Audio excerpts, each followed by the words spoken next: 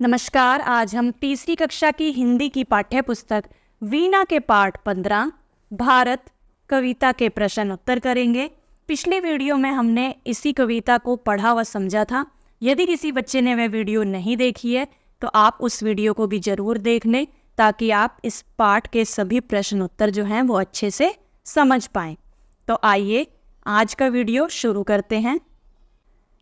बातचीत के लिए प्रश्न 1, अपने देश के विषय में आप क्या जानते हैं बताइए। भारत एक प्राचीन और महान संस्कृति वाला देश है। यह विविधताओं से भरा हुआ है और यहाँ अनेक धर्म, भाषाएं और संस्कृतियाँ पाई जाती हैं। यानी कि भिन्न भिन्न धर्मों के लोग यहाँ पर रहते हैं जो अलग अलग भाषाएं बोलते हैं। सबकी संस्कृति, रहन सहन, खान पान सब अलग अलग है। ठीक है। प्रश्न 2, अपने देश की प्रसिद्ध नदियों और पर्वतों के नाम बताइए। तो भारत की प्रसिद्ध नदियां कौन सी हैं? भारत की प्रसिद्ध नदियां हैं गंगा, यमुना, सरस्वती, ब्रह्मपुत्र। ठीक है, ब्रह्मपुत्र,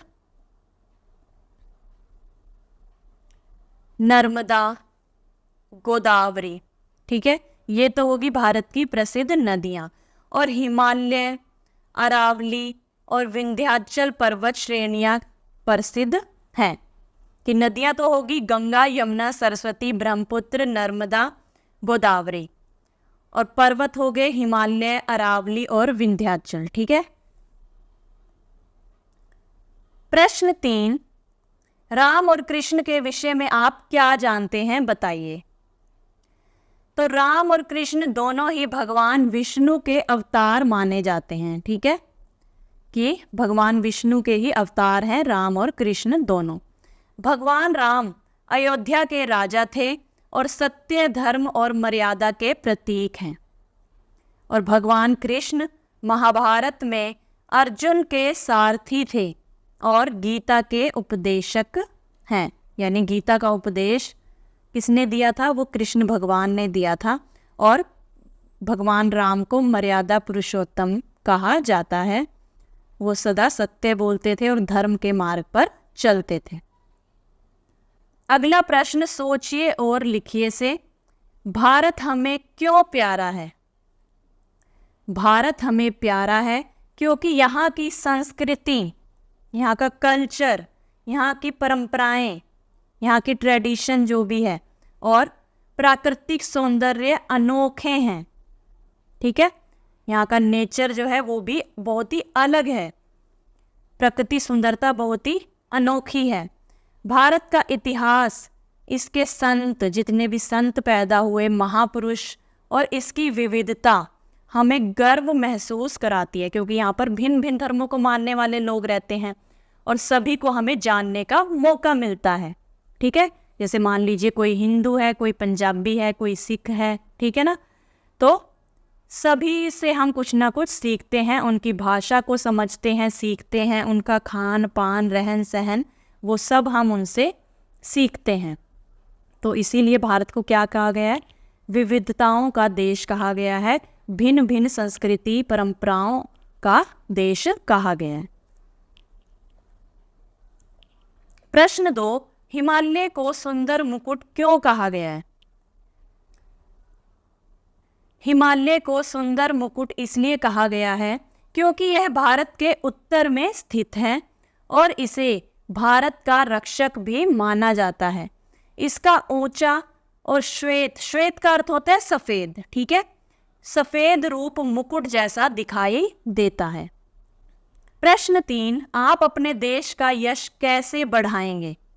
कि आपको लिखना है कि आप अपने देश का यश जो है वो कैसे बढ़ाएंगे। तो हम अपने देश का यश बढ़ाने के लिए ईमानदारी से कार्य करेंगे, दूसरों की मदद करेंगे और अपनी संस्कृति तथा परंपराओं का पालन करेंगे।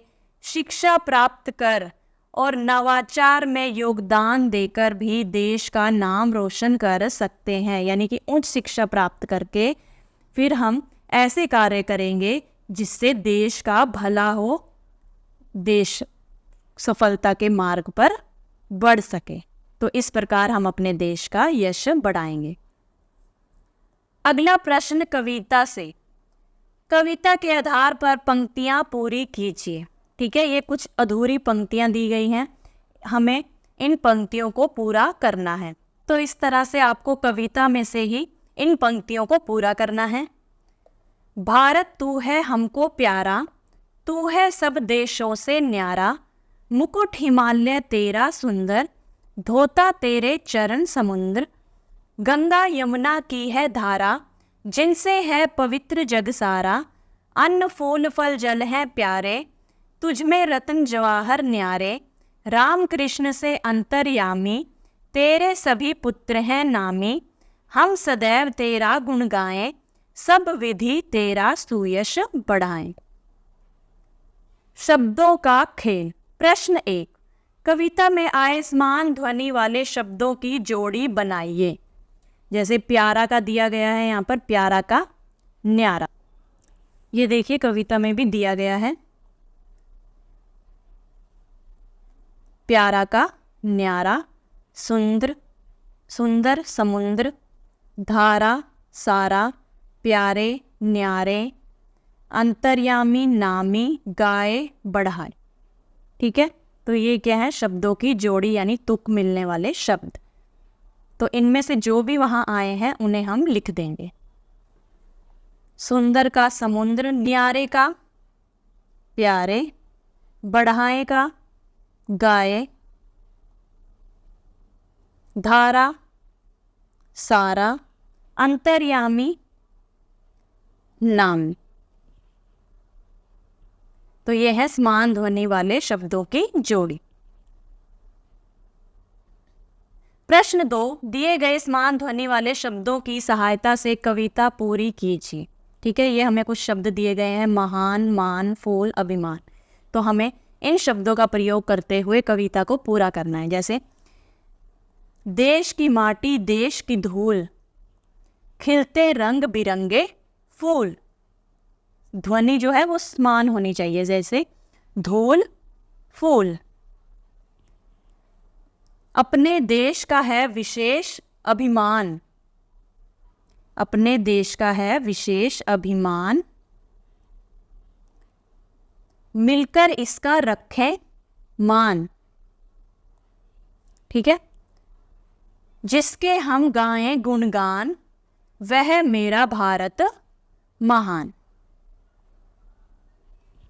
इस तरह से आपको इन शब्दों को यहां पर लिखना है। अगला प्रश्न है खेल खेल में खोजें।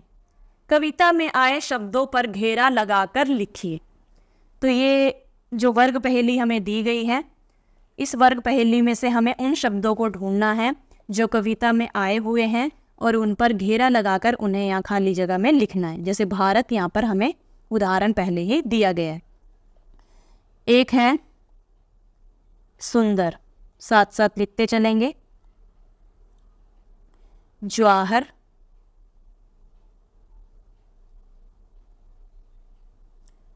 मुकुट,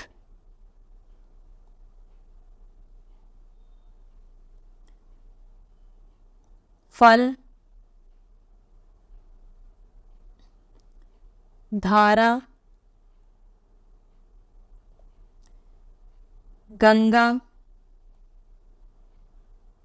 और फूल,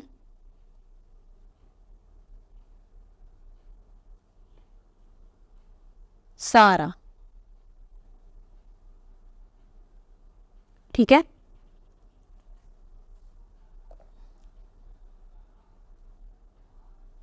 अगला प्रश्न समझिए और लिखिए। कुछ शब्दों के एक से अधिक अर्थ भी होते हैं। नीचे दिए गए शब्दों के 2 सही अर्थ ढूंढकर लिखिए। हमें शब्द दिए गए हैं संसार, जागना, पानी, जलना, फल, परिणाम। तो एक उदाहरण हमें दिया गया है, जैसे फल। फल का अर्थ क्या होता है? फल का अर्थ होता है एक तो खाने वाला फल, और दूसरा होता है परिणाम यानी नतीजा, कि तुम्हें तुम्हारे कर्मों का फल जरूर मिलेगा, यानी कि तुम्हें अगर तुमने गलत काम किया है तो उसका नतीजा या परिणाम जो है तुम्हें भुगतना पड़ेगा। और एक होता है खाने वाला फल। और यहाँ पर अगला शब्द दिया गया है जल। तो जल के भी दो अर्थ है, एक तो हो गया पीने वाला पानी और एक हो गया जलना, जैसे किसी से जलना कि वो मुझसे बहुत जलती है। जब मैंने कक्षा में टॉप किया तो वो जल भुन गई, है ना, कहते हैं ना। तो एक अर्थ हो गया पानी और एक अर्थ हो गया जलना। अब ये है जग। जग यानी कि एक तो हो गया संसार यानी विश्व, और एक हो गया जागना कि उठो अब टाइम हो गया, समय हो गया, जगना। जग का अर्थ होता है एक संसार और एक होता है जागना। प्रश्न 2, इन वाक्यों के अर्थ वाली पंक्तियां कविता से ढूंढकर लिखिए। तो वाक्य दिया गया है सब भारत सब देशों से भिन्न है। तो किस पंक्ति से हमें ये पता लगता है? तो इस पंक्ति से पता लगता है तू है सब देशों से न्यारा, यानी कि भारत जो है सब देशों से भिन्न है। तो इस पंक्ति को हम वहाँ पर लिखेंगे। तो इस तरह से हमने उस पंक्ति को, कविता की पंक्ति को यहाँ पर लिख दिया। अब अगला वाक्य है गंगा यमुना से सारा संसार पवित्र है। तो ये किस पंक्ति से हमें पता लगता है? आइए देखते हैं। तो कविता की इन पंक्तियों से यह वाक्य का पता लगता है कि गंगा यमुना की है धारा जिनसे है पवित्र जग सारा। तो इन दोनों ही पंक्तियों को हम वहाँ पर लिखेंगे।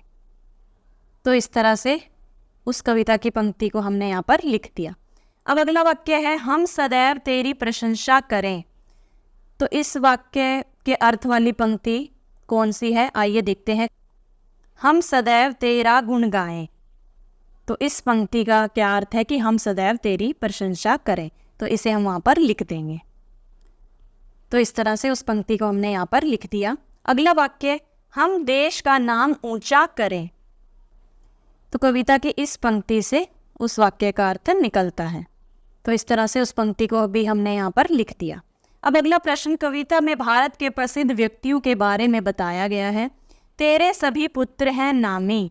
भारत के प्रसिद्ध पुत्र और पुत्रियों के नाम हमें यहाँ पर लिखने हैं। तो इस यहाँ पर हमें पुत्रियों के नाम और यहाँ पे पुत्रों के नाम, तो जितने भी वीर पुरुष हुए हैं जिन्होंने भारत देश में, भारत को सफल बनाने में, भारत देश की सफलता में योगदान दिया है, उनके नाम हम यहाँ पर लिख सकते हैं। जैसे पुत्रियों में हम सीता माता का नाम लिख सकते हैं, सीता का, ठीक है। रानी लक्ष्मीबाई का लिख सकते हैं, रानी लक्ष्मीबाई। मीराबाई का नाम लिख सकते हैं, ठीक है। कल्पना चावला का नाम लिख सकते हैं।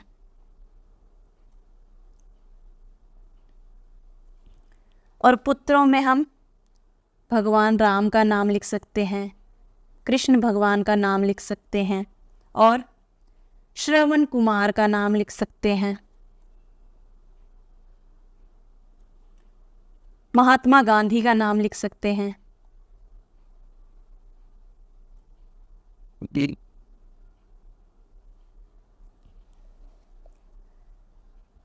अब अगला प्रश्न है, अगला प्रश्न, कविता में रत्न शब्द आया है। रत्न यानी मूल्यवान पत्थरों के छोटे से टुकड़े। आइए कुछ रत्नों के नाम जानें। तो यहाँ पर हमें इनके चित्र भी दिए गए हैं। ये है हीरा, ठीक है, ये हीरे का चित्र है। ये मोती का, ये नीलम का, ये सभी क्या है? रत्न है, ठीक है। पन्ना, मूंगा और ये माणिक। ये प्रश्न केवल आपके जानने के लिए था कि कविता में रत्न शब्द आया है। रत्न का अर्थ होता है मूल्यवान पत्थरों के छोटे से टुकड़े, ठीक है।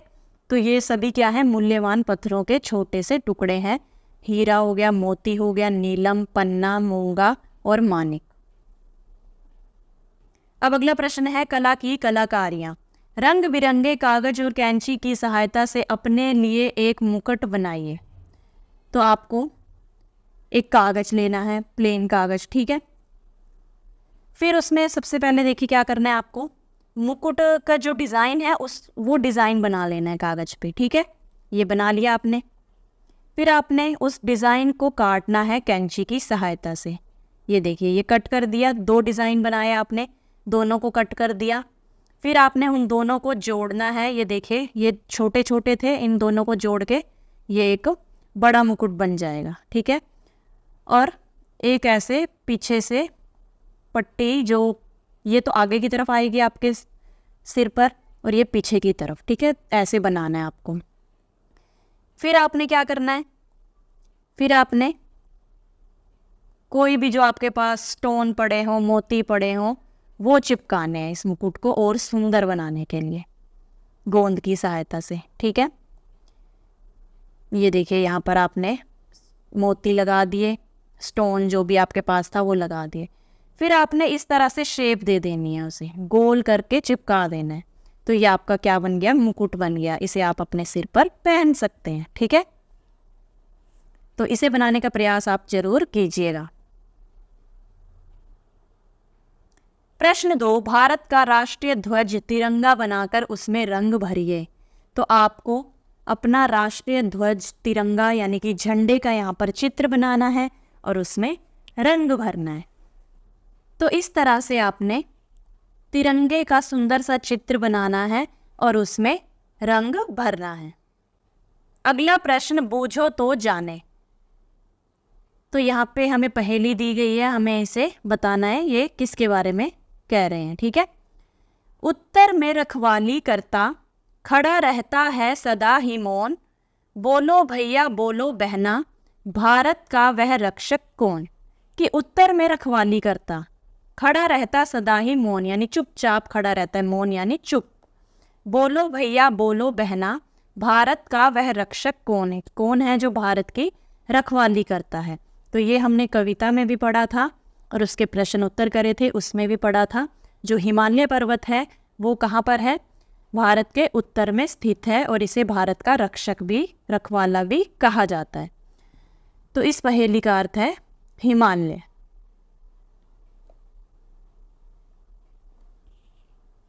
अगला देखते हैं, 2 आंखों के ऊपर आंखें, आंखों में से आंखें झांके। यानी 2 आंखों के ऊपर भी क्या है, आंखें, और उन आंखों में से कौन झांक रही है, आंखें ही झांक रही हैं। तो ये है ऐनक या चश्मा, ठीक है, चश्मा। अब अपनी आंखों के ऊपर से आप चश्मा पहनते हो तो ऊपर से 2 आंखें होगी और उसके अंदर भी आंखें होगी, ठीक है। और जो बाहर का आपके चश्मे का जो लेंस है, उन आंखों में से अंदर की आंखें झांक रही हैं, ठीक है। तो इस पहेली का क्या अर्थ है, चश्मा या ऐनक। आशा करती हूँ आपको इस पाठ के सभी प्रश्न अच्छे से समझ में आ गए होंगे। तो मिलते हैं अगली वीडियो में, तब तक के लिए नमस्कार।